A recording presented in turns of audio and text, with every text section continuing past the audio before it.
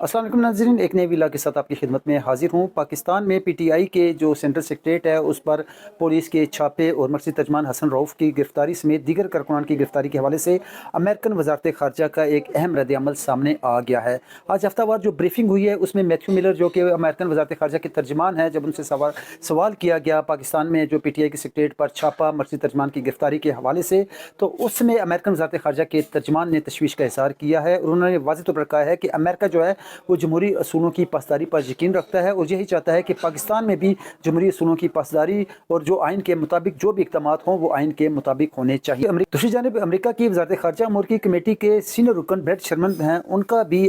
पाकिस्तान में तहरीक इंसाफ के हवाले से जो कार्रवाइयाँ हो रही हैं हुकूमती सतह पर, उनके सेक्रेटरीट पर छापा, फिर कारकुनान की गिरफ्तारियाँ, इस हवाले से अब जो अमेरिका की ख़ारजा अमूर की कमेटी के सीनियर रुकन के भी कुछ तहफ़्फ़ुज़ात सामने आए हैं और उसमें अब उन्होंने जो पाकिस्तान में अमेरिकन जो सफ़ीर हैं डोनाल्ड ब्लूम, उनसे ये उम्मीद ज़ाहिर की है कि वो अडयाला जेल जाएंगे और वहाँ पर जो पीटीआई के जो बानी चेयरमैन इमरान खान से मुलाकात भी करेंगे। इस हवाले से उन्होंने जो अमेरिकन जो ख़ारजा अमूर की कमेटी के सीनियर रुकन हैं उन्होंने ये भी कहा है कि जो 2024 के फरवरी के इंतखाबात थे उसमें भी पीटीआई को उसके इंतखाबी अमल से बाहर रखने के लिए उसके खिलाफ कार्रवाइयाँ की गई और इंतखाबी निशान जो है उनसे भी महरूम किया गया। और ये तमाम तर जो मामलात हैं इस सिलसिले में अब जो इंसानी हकूक़ की जो तंजीमें हैं उनको भी इन चीज़ का नोटिस लेना चाहिए और इस सिलसिले में अमेरिका को भी ऐसे तमाम तर इक़दाम जो हैं उसमें पर अमेरिका को भी गहरी तशवीश है। इस सिलसिले में उन्होंने अमेरिकन सफ़ीर से ये उम्मीद ज़ाहिर की है कि वो अडयाला जेल जाकर बानी चेयरमैन पीटीआई उनसे मुलाकात भी करेंगे। अब आते हैं अमेरिका के जो सदारती इंतखाबात है उस हवाले से, तो जो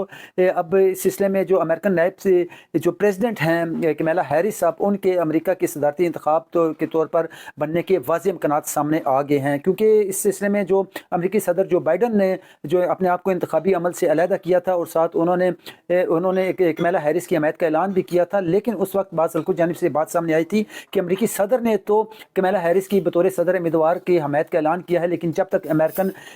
जो पार्टी जो है अमेरिकन जो पार्टी डेमोक्रेट है इसके जो डेलीगेट्स की जानिब से जब तक कसीर तादाद में कमला हैरिस की हमायत का ऐलान नहीं किया जाएगा और अमेरिकन सदर के उम्मीदवार के तौर पर उस फैसले की अगर वो उसके हवाले से उसकी तायद नहीं की जाएगी तो उस वक्त तक कमला हैरिस अमेरिका के सदारती इंतखाब के अमल में हिस्सा नहीं ले सकेंगी।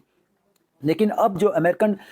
डेमोक्रेटिक पार्टी के जो डेलीगेट्स हैं वो 2200 से ज़्यादा डेलीगेट्स ने अब कमला हैरिस की बतौर सदर उम्मीदवार के तौर पर हमायत कर दी है, जबकि उनकी जो पार्टी का जो रूल है डेमोक्रेटिक पार्टी का उस रूल के मुताबिक 1975 जो डेलीगेट्स हैं अगर किसी भी फ़र्द की अमेरिकन सदारत के तौर पर नामजदगी की तौसीक कर दें, उसकी हमायत का ऐलान कर दें, तो वो ही फ़र्द जो है वो अमेरिका के अंदर जो सदारती इंतखाबात में बतौर सदर अपने आप को पेश कर सकता है। लेकिन अब जो 2275 जो अमेरिकन डेमोक्रेटिक के जो डेलीगेट्स हैं उन्होंने हमायत का भी ऐलान कर दिया है। दूसरी जानिब डेमोक्रेटिक पार्टी के जो अमेरिका की कई रियासतों के जो गवर्नर्स हैं उनकी जानिब से भी कमला हैरिस की हमायत का ऐलान करने के बाद अब कमला हैरिस ही अब इस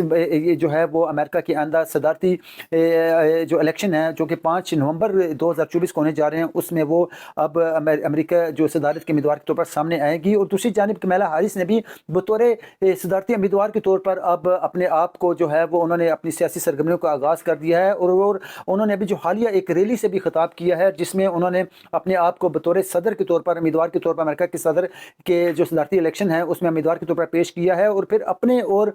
अमेरिका के सदारती इंतखाब के जो दूसरे जो उनके मद्दे मुकाबले उम्मीदवार सदर डोनाल्ड ट्रंप हैं उनके दरमियान मुवाजना भी किया है और इस तकरीर में कमला हैरिस ने ट्रंप को आड़े हाथों भी लिया है।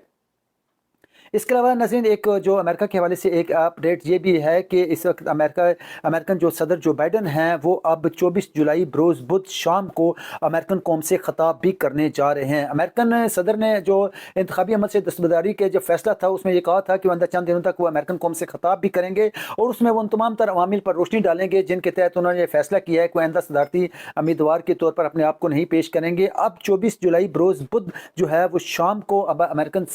कौम से अमेरिकन सदर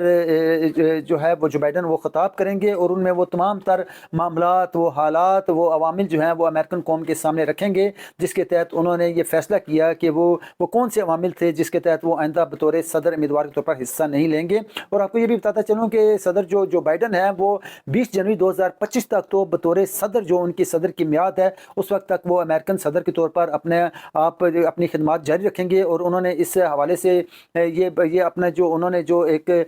ٹویٹر پر جو سوشل میڈیا پر انہوں نے جو امریکن صدر کے امیدوار سے دستبرداری کا جو انہوں نے اعلان کیا تو اس میں یہ کہا تھا کہ وہ اب 20 جنوری جو کہ امریکن صدر کی ابھی میعاد ہے 20 جنوری 2025 سے، تو اس تک وہ اب بطور صدر اپنے خدمات کو جاری رکھیں گے۔ بہرحال اب 24 جولائی بروز بدھ شام کو اب جو بائیڈن وہ قوم سے خطاب کرنے جا رہے ہیں۔ اور دوسری جانب ایک ڈیولپمنٹ یہ بھی ہے کہ امریکی صدر بائیڈن ہے، ان کا جو کووڈ-19 کا جو ٹیسٹ ہے وہ نیگیٹو آیا ہے۔ ان کے جو ذاتی معالج جو ڈاکٹر ہیں انہوں نے بھی اس بات کی تصدیق کی ہے کہ صدر بائیڈن کا جو ابھی حالیہ جو ٹیسٹ لیا گیا اور اس میں کسی قسم کے کووڈ کے ان میں سپٹم یا اثرات سامنے نہیں آئے۔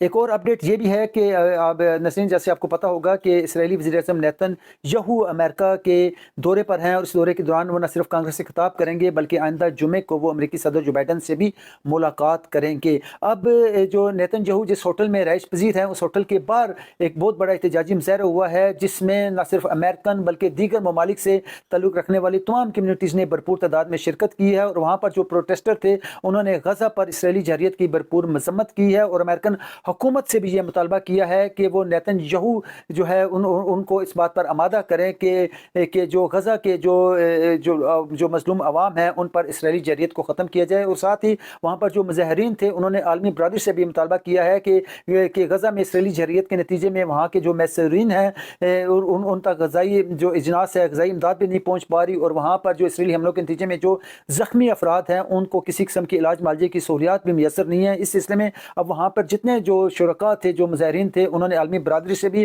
اور امریکہ سے بھی مطالبہ کیا ہے کہ وہاں پہ غزہ کے جو محصورین ہیں ان تک نہ صرف غذائی اجناس بھی پہنچائی جائے بلکہ علاج معالجے کے لیے انہیں علاج معالجے کی خدمات فراہم کرنے کے لیے بھی ہر ممکن اقدامات بھی کیے جائیں۔ انہی خبروں کے ساتھ میں آپ سے اجازت چاہوں گا، اور آپ سے گزارش ہے کہ آپ میرے نہ صرف اس ویڈیو کو لائک کریں بلکہ میرے چینل کو سبسکرائب بھی کریں۔ شکریہ۔